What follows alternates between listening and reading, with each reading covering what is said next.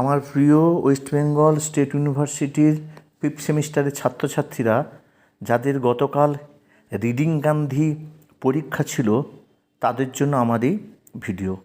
তোমরা যারা আমার সাজেশান ফলো করেছো তাদের নিশ্চয়ই পরীক্ষা ভালো হয়েছে, আর সমস্ত প্রশ্ন যে কমন এসেছিল সেটা তোমরা নিজেরাই বলবে। দেখে নাও, তবু একবার মিলিয়ে দেওয়ার দায়িত্ব আমার।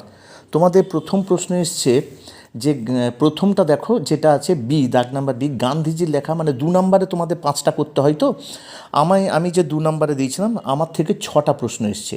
তোমাদের প্রথম আছে বিয়েতে গান্ধীজির লেখা যে কোনো 2টি বইয়ের নাম, ওটা আমার প্রশ্নে আছে দেখো যে গান্ধীজির লেখা 2টি বইয়ের নাম।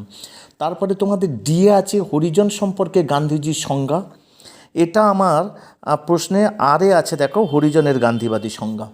তারপরে তোমাদের আছে এফ, সত্যাগ্রহ শব্দটি দ্বারা তুমি কি বোঝো, এটা আমার প্রশ্নে আছে ডি, সত্যাগ্রহ বলতে তুমি কি বোঝো।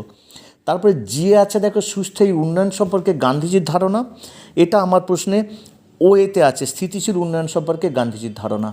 তারপরে তোমাদের আছে এইচ, পণপ্রথা সম্পর্কে গান্ধীজির ধারণা, এটাও আমারও আছে এইচ, দেখো পণপ্রথা সম্পর্কে গান্ধীজির ধারণা।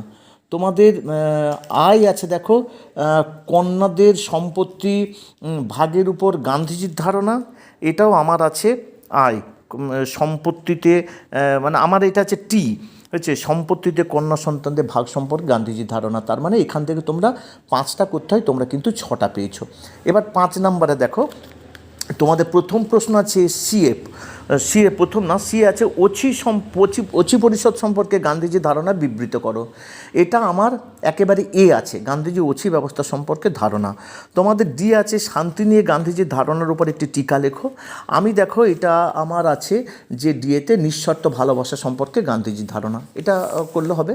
এবার মডিউল 1 তোমাদের যে 10 নম্বরে থাকে, মডিউল 1-এ আছে তোমাদের প্রথমে বি প্রশ্ন, গান্ধীজির পাশ্চাত্য আধুনিকতার সমালোচনা সম্বন্ধে একটি টিকা লেখে, এটা আমার দেখো এ হচ্ছে পাশ্চাত্যের আধুনিকতা সম্পর্কে গান্ধীজির সমালোচনা বিশ্লেষণ করো, তাহলে এটা হুবহু পেয়েছো। পরে মডিউল টু দেখো তোমাদের মডিউল 2-এতে আছে সিএ, খেদা সত্যাগ্রহ সম্পর্কে মূল ধারণা, আমার এটা আছে এইচ, এখানে খেদা সত্যাগ্রহের মূল বিষয়টা। তোমাদের দিয়ে দিয়েছে অস্পৃশ্যতা সম্পর্কে গান্ধীজির ধারণা, এটা আমার আছে এইচে অস্পৃশ্যতা সম্বন্ধে গান্ধীজির ধারণা। তাহলে মডিউল 2 দুটোই কমন পেয়েছে। এবার মডিউল 3-তে দেখো তোমাদের আছে আছে পরিবেশগত ভারসাম্য রক্ষায় গান্ধীজির অবদান, এটা আমার কে, পরিবেশগত তত্ত্বে গান্ধীজির অবদান। তারপরে এফে আছে জাতীয়তাবাদী আন্দোলনে নারীর ভূমিকা সম্পর্কে গান্ধীজির ধারণা, এটা আমার আছে যে হচ্ছে জাতীয়তাবাদী আন্দোলনে নারীর ভূমিকা সম্পর্কে গান্ধীজির চিন্তাভাবনা। অর্থাৎ তোমাদের মডিউল 2 দুটোই পেয়েছো, মডিউল 3 দুটোই পেয়েছো, মডিউল 1-এর একটা পেয়েছো। 5 নম্বরেরও কমন পেয়েছো, 2 নম্বরেরও 5টা মানে 6টা কমন পেয়েছো, সুতরাং সমস্ত প্রশ্নই কমন পেয়েছো।